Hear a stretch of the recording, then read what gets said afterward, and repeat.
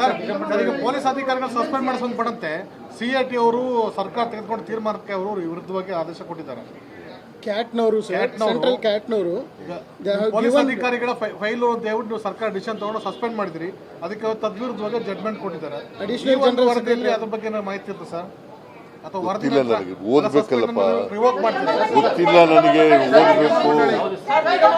ಕೇಳ್ರಿ, ಸುಮ್ಮನೆ ಒಬ್ಬೊಬ್ರು ಒಂದೊಂದು ಮಾತಾಡಬೇಡಿ. I have gone through the reports. I will go through the reports. The cabinet meeting is called on 17th of this month.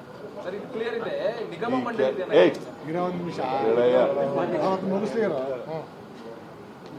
ನೀವು ನೋಡಿ, ಸುಮ್ಮನೆ ಆತರ ಮಾಡಕ್ ಹೋಗ್ಬೇಡಿ. ಏನೇನೋ ಮಾಡ್ಕೊಂಡು ಬರೆಯಕ್ಕೆ ಹೋಗ್ಬೇಡಿ. ಕ್ಯಾಬಿನೆಟ್ ಅವರು 2 ವಾಲ್ಯೂಮ್ನಲ್ಲಿ ಕೊಟ್ಟಿದ್ದಾರೆ.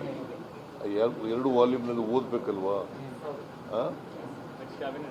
ನೆಕ್ಸ್ಟ್ ಕ್ಯಾಬಿನೆಟ್ ಮುಂದೆ ತಗೊಬಂದು ಡಿಸ್ಕಸ್ ಮಾಡಿ will take A decision.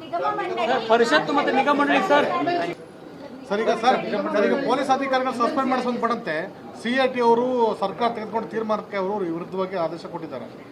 ಕ್ಯಾಟ್ನವರು central ಕ್ಯಾಟ್ನವರು police ಅಧಿಕಾರಿಗಳ ಫೈಲ್ ಅಂತ ಹೇಳ್ಬಿಟ್ಟು ನೀವು ಸರ್ಕಾರ ಡಿಸಿಷನ್ ತಗೊಂಡು ಸಸ್ಪೆಂಡ್ ಮಾಡಿದ್ರಿ, ಅದಕ್ಕೆ ತದ್ವಿರುದ್ಧವಾಗಿ ಜಡ್ಮೆಂಟ್ ಕೊಟ್ಟಿದ್ದಾರೆ. ಅಡಿಷನಲ್ ಜನರಲ್ ವರದಿಯಲ್ಲಿ ಅದ್ರ ಬಗ್ಗೆ ಮಾಹಿತಿ ಇತ್ತು ಸರ್, ಅಥವಾ ವರದಿ ಗೊತ್ತಿಲ್ಲ ನನಗೆ, ಓದ್ಬೇಕಲ್ಲಪ್ಪ. ರಿವೋಕ್ ಮಾಡ್ತಿದ್ದಾರೆ. ಗೊತ್ತಿಲ್ಲ ನನಗೆ, ಓದ್ಬೇಕು.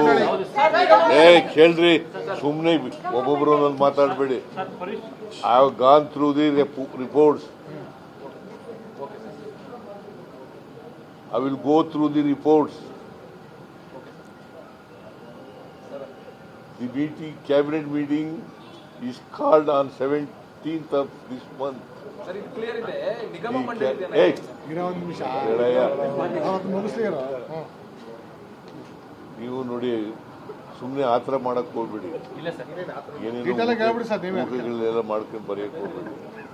ಕ್ಯಾಬಿನೆಟ್ ಅವರು 2 ವಾಲ್ಯೂಮ್ನಲ್ಲಿ ಕೊಟ್ಟಿದ್ದಾರೆ. 2 ವಾಲ್ಯೂಮ್ನಲ್ಲಿ ಓದ್ಬೇಕಲ್ವಾ?